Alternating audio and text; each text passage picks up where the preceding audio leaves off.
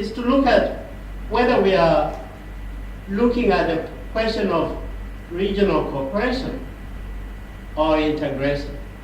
These are two very different forms of regionalism.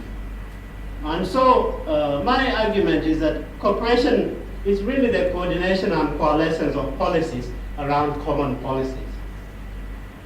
Very different from integration, which is a very weighty, it's a very complex, and a very advanced process of policy convergence and coherence. So my point of departure, therefore, whether we are looking at political and economic integration, we should ask ourselves at what level are we? Are we at the level of regional cooperation, or are we at the level of regional integration? Very distinct processes. But the other thing that I bring to the table is the distinction between intergovernmentalism and supranationalism. It's the same argument.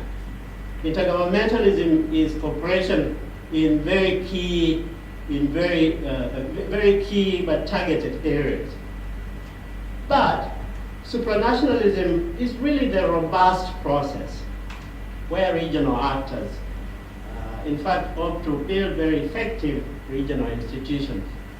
So the question, therefore, I'm asking as we keep going, are we at the level of intergovernmentalism, or do we still remain at the level of intergovernmentalism, or have we moved, in fact, decisively to debates about supranationalism? Because if we resolve that issue on where we are, it allows us, therefore, to unpack the issue of how to proceed with political integration or even economic integration. Why am I saying this? The argument I'm putting to the table is that cooperation and intergovernmentalism really permit states to do some subcontracting of roles, of responsibilities to regional institutions. But integration really is about ceding and sharing sovereignty.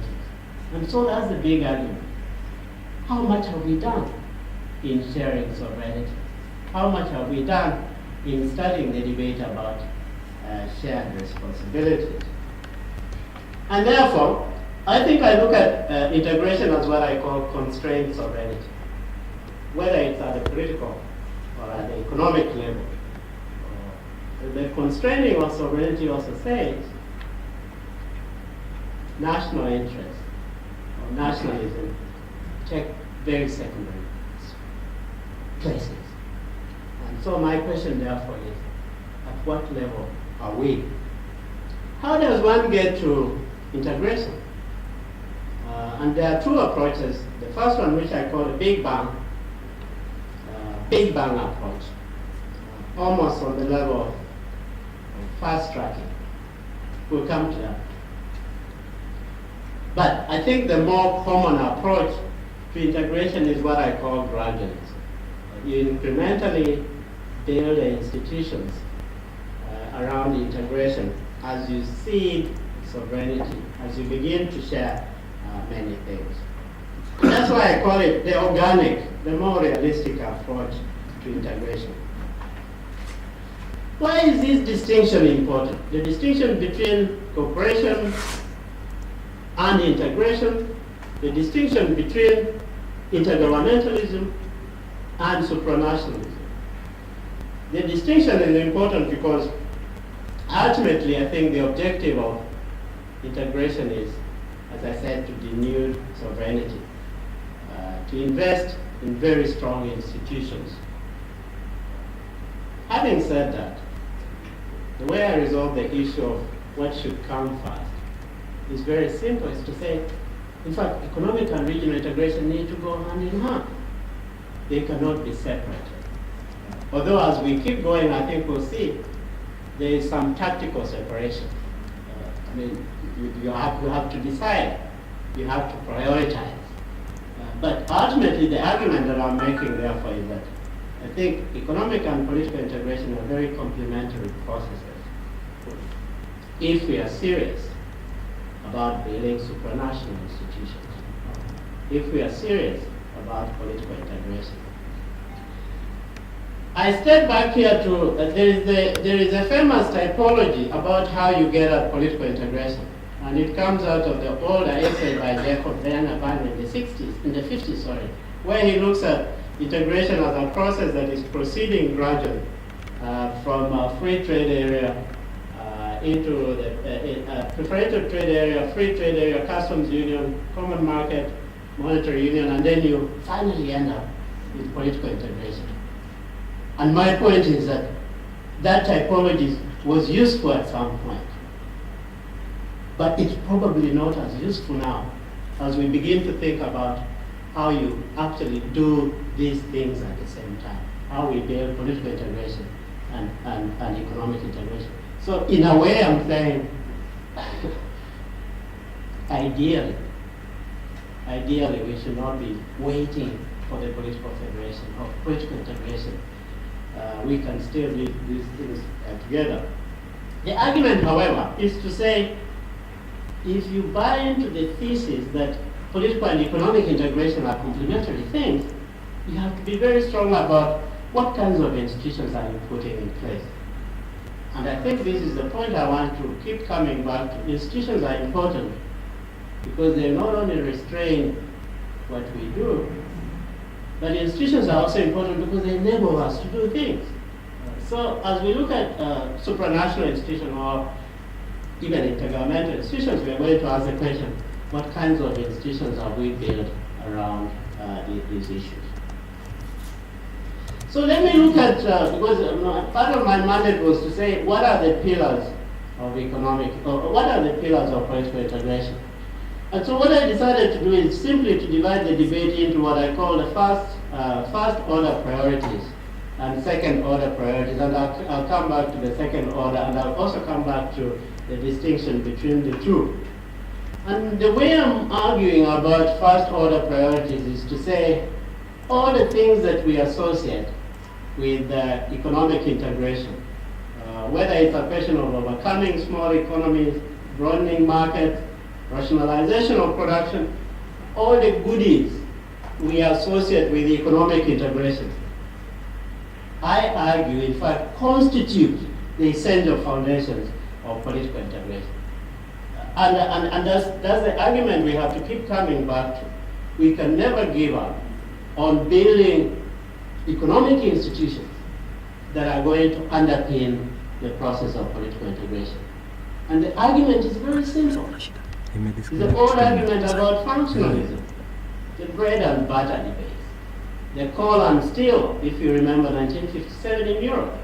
That's how integration began, coal and steel. It was not about politics. It was about how you build. We'll come back to that. It's not about political integration. It is about politics, but yeah. So the argument, therefore, is that all these things that we've been doing to build the semblance of economic integration are really the foundations of political integration. The problem, however, is the problem that I define as that of the quality of institutions. How have our institutions really been able to translate that power of functionalism, that power of wanting to work together?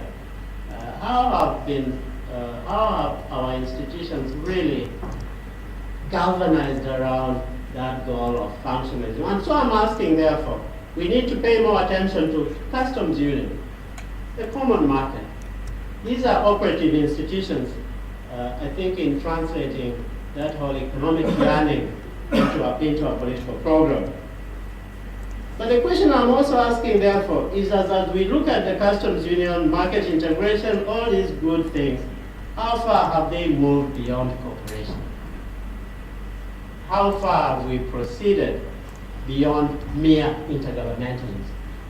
And I think it's a good question to ask, because if we are going to talk about political integration, we have to say, have we in fact moved beyond cooperation? When did we actually start thinking seriously about integration? And I'm posing that because that's really the key.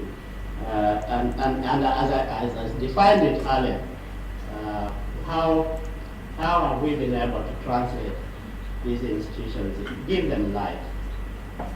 What impedes the maturation of supranationalism? Why haven't we begun to think more seriously about supranational institutions? The question of giving them life. And therefore my argument, therefore, market integration is a civilizational process that ties the hands, institutions around market integration, about trade expansion. I think they produce that dynamic that puts pressure on narrow nationalisms and fixation with sovereignty. And so I go back to the old argument that the more you cooperate economically, the more you reduce the salience of sovereignty or narrow nationalism. The other set of what I call first order priority is the question of building a regional identity.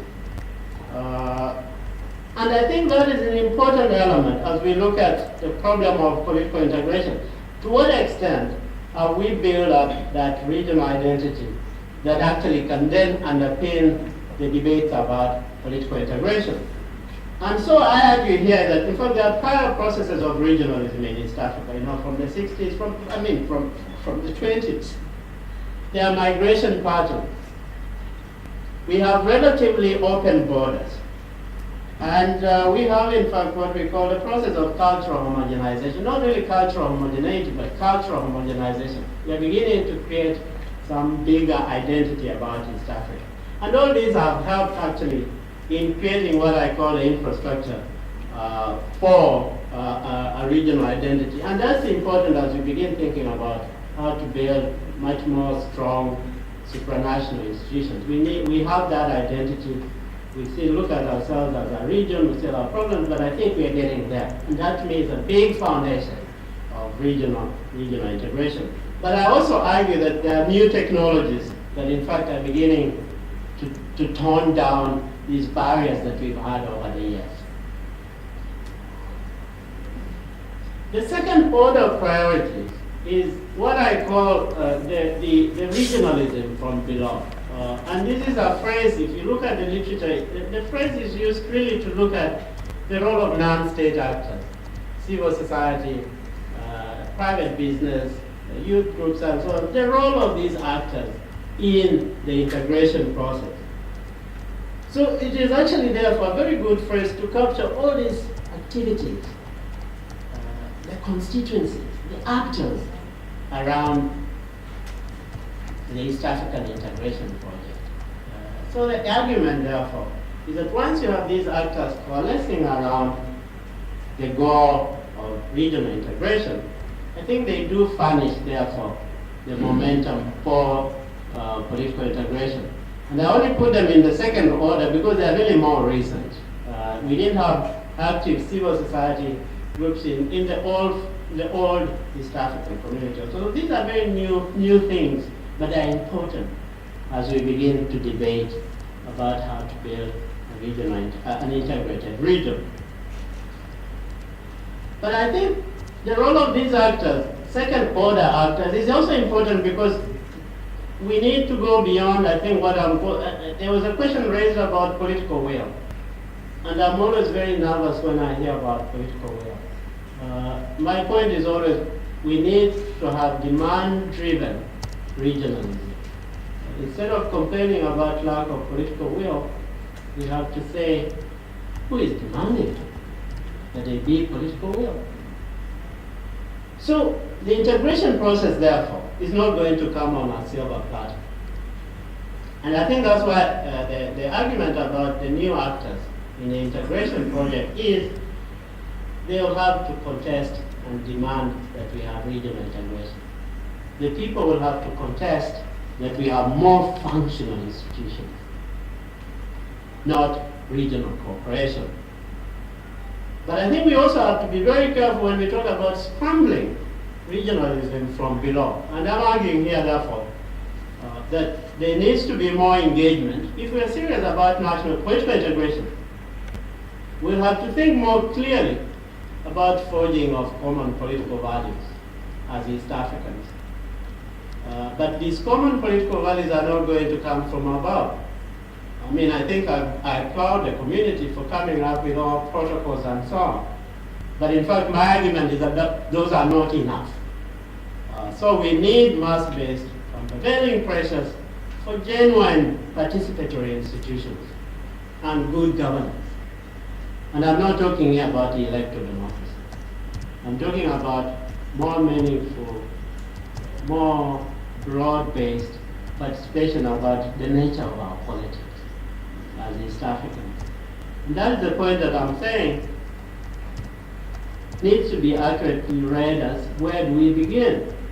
We're not going to begin at the regional level in building these norms, these principles that are going to strengthen integration. These norms are to be built from below. And that's why I have that argument. We should start with states before anything else. As we demand stronger regional institutions, we should begin to ask, what is the nature of politics in these states? Because ultimately, if you're talking about integration, we're going to talk about how you work around those issues of politics and sovereignty. And then secondly, therefore, the second order priorities should be how you build countervailing regional institutions and actors around the agenda of political integration that in fact mirror and build on the energies of national actors. I mean, I always read about, there are a lot of associations within East Africa demanding integration. But I'm saying we need more of this. We need constituencies around the region that can in fact push the agenda of why are we locked into narrow nationalisms? Why aren't we endowing institutions in Arusha with more life? And we need constituencies that actually make those kinds of political noises.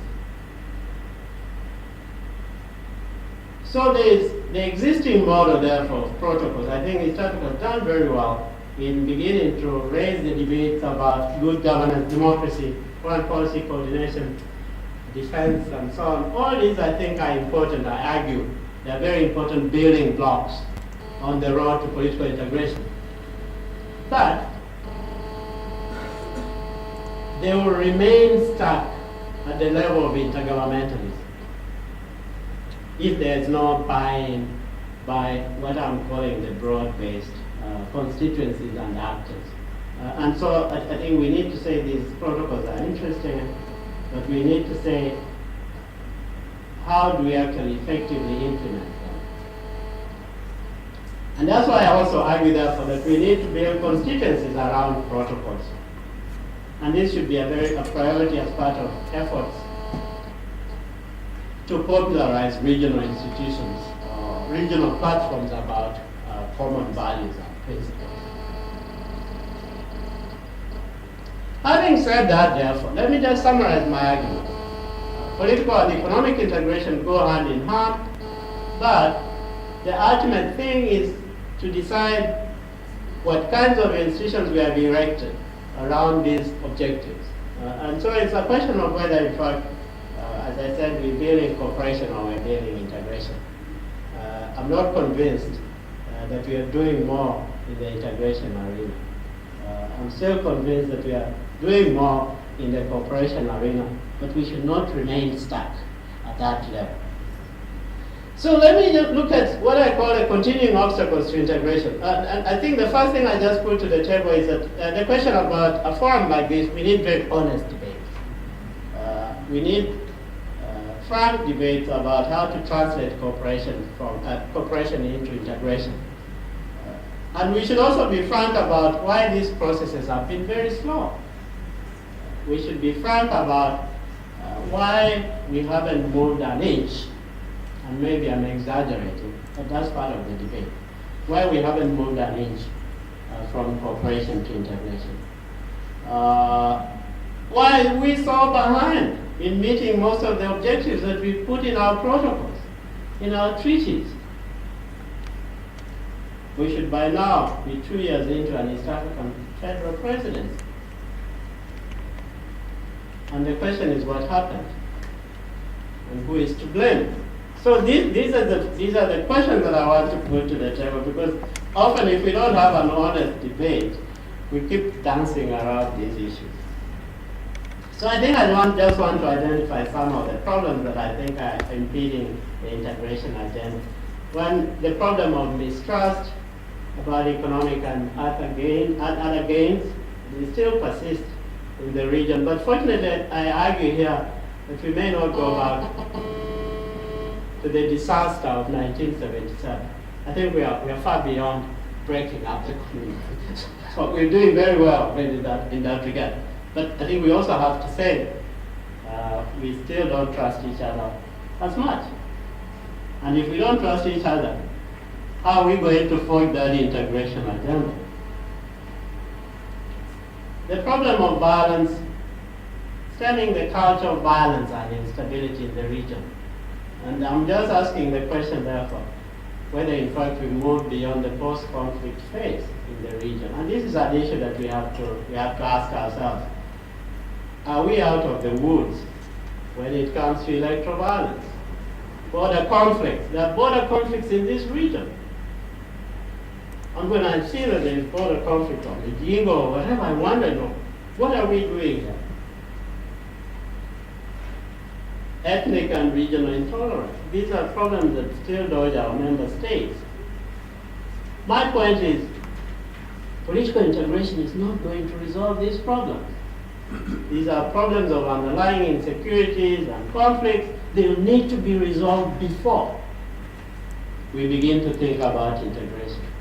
I think there is the idyllic version that, let's create a big political house and then begin to negotiate about our conflicts and our insecurity. And my point is not going to work.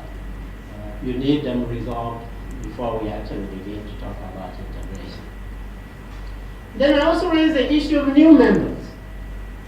I think as we begin to think clearly about whether we are going to segue from cooperation to supranationalism, we have to say new members actually bring a lot of political baggage.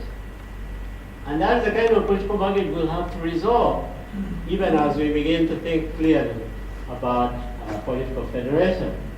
And so we've heard about South Sudan, although my point is that in fact if you invite South Sudan, you should also invite Sudan. And the Honorable Kitui here wrote an article saying exactly the opposite.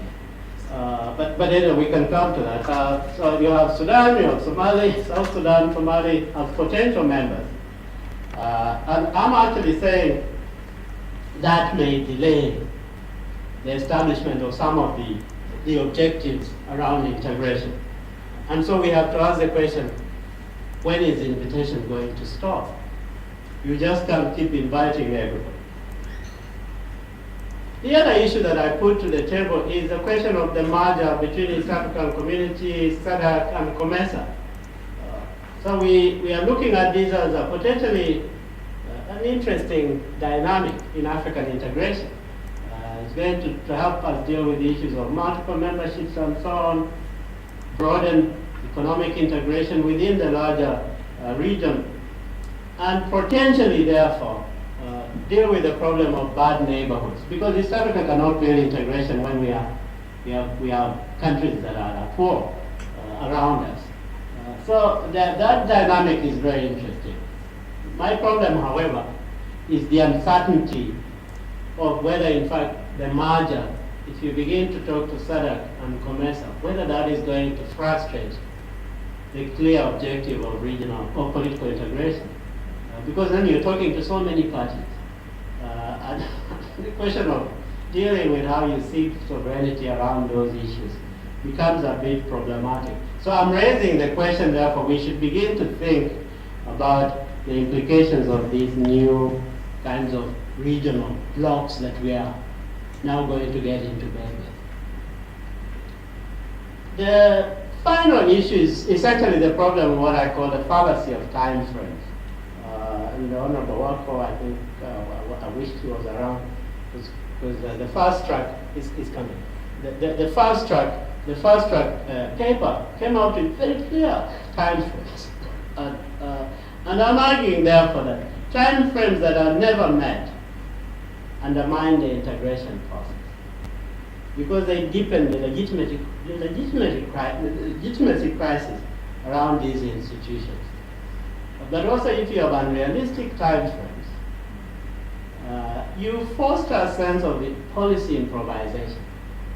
Let's do it by 2013. And then when 2013 comes, you say, well, I think let's do it in 2016.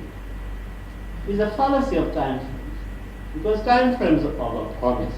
I think we need some flexibility in thinking about the integration project. So time frames of a promise, and I think they should be minimized. Conclusion.